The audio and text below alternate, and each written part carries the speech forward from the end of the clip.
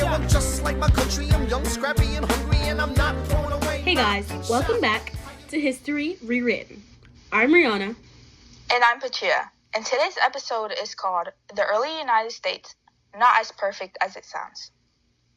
We're going to be looking at 5 federal laws from 1790 to 1830 that helped shape the country in ways you might not always hear about in school.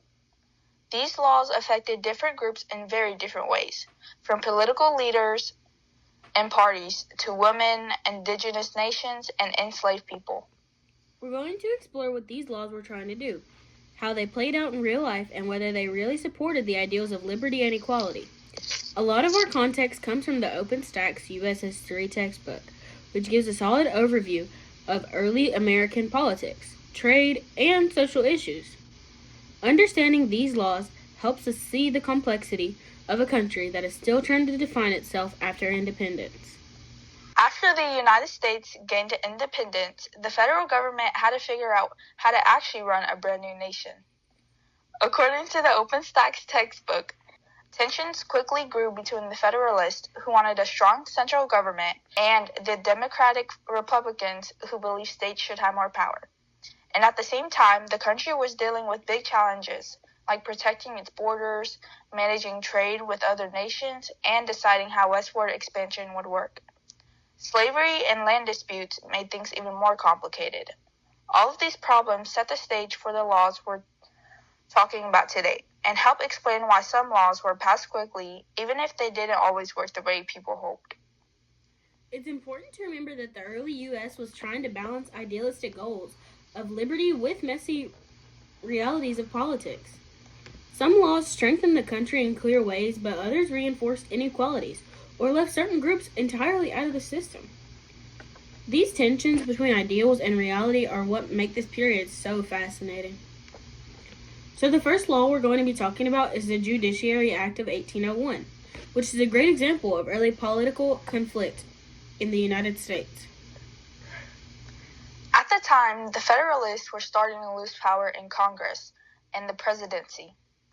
Before leaving office, they created a number of new judgeships and filled them with Federalist supporters.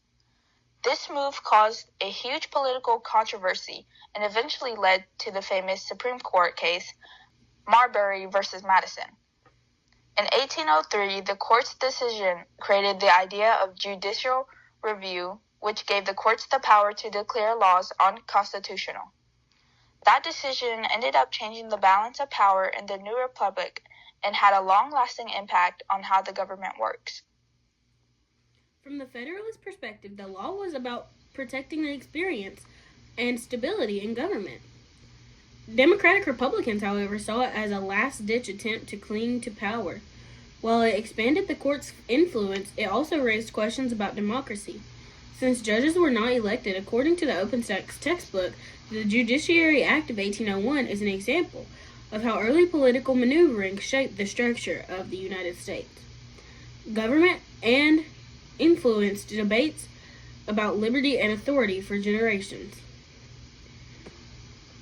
Next is the Non-Intercourse Act. This law replaced the failed Embargo Act and allowed the U.S. to trade with all nations except Britain and France. The goal was to protect American interests while avoiding war and keeping trade alive. However, while the government hoped it would strengthen the country, it actually raised economic hardships, particularly for merchants and farmers in New England.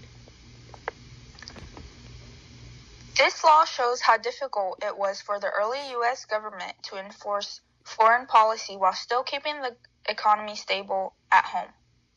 A lot of Americans were frustrated by the restrictions, and some people even found ways to get around them. According to the OpenStax textbook, this period showed that even laws that seemed well-planned could still lead to unexpected problems.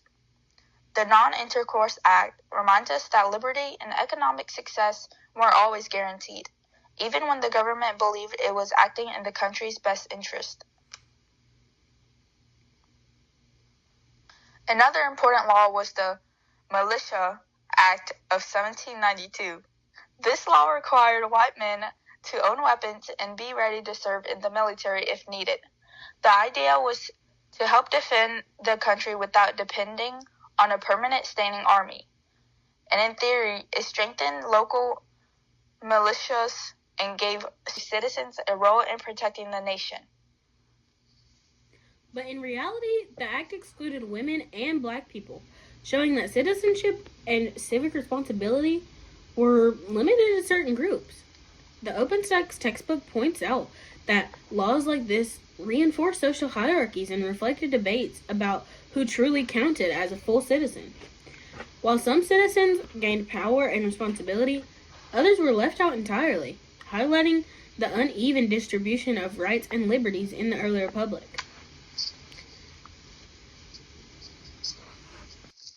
The Trade and Intercourse Act was designed to regulate trade with indigenous nations and prevent settlers from illegally taking land.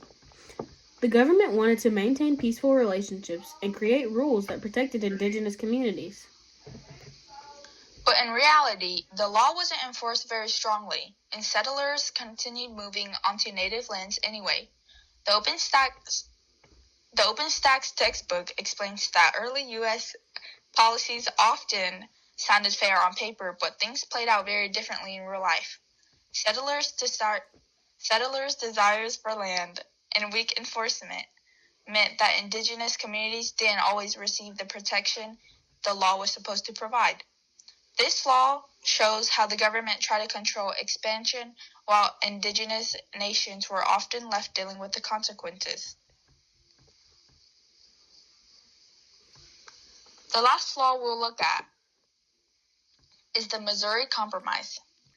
This law dealt with the question of whether slavery would expand into new territories. Missouri entered the Union as a slave state, while Maine entered as a free state, which kept the balance of power in Congress the same. At the time, the compromise helped reduce tension between different regions of the country and delayed a bigger conflict over slavery. But for enslaved people, nothing changed. They were still denied freedom and basic rights. The textbook notes that the compromise demonstrates how the federal government often prioritized political balance over equality or liberty. For the people opposed to slavery, it was frustrating because it avoided confronting the moral question. The Missouri Compromise shows how early laws often maintained political stability while leaving significant social inequalities intact. Now, looking at these 5 laws together, it's clear that the early United States was attempting to build a functional government, but it often fell short of its ideals. Some laws strengthened institutions like the courts, while others reinforced social hierarchies or failed to protect marginalized groups. Considering multiple perspectives, from government leaders to enslaved people, indigenous nations, and women, helps us to understand how these laws shaped early American society. Liberty, equality, and democracy were often limited to certain groups, even when laws were intended to promote them. The biggest takeaway is that laws can reflect ideals but don't automatically create equality or freedom. Understanding history means looking at who benefited, who is left out, and how people reacted to these policies. And even now, the debates about balance, justice, and equality that all started back then are still relevant today. Thank you guys so much for listening to this episode of History Rewritten. And again, we are your hosts, Rihanna And Pachia.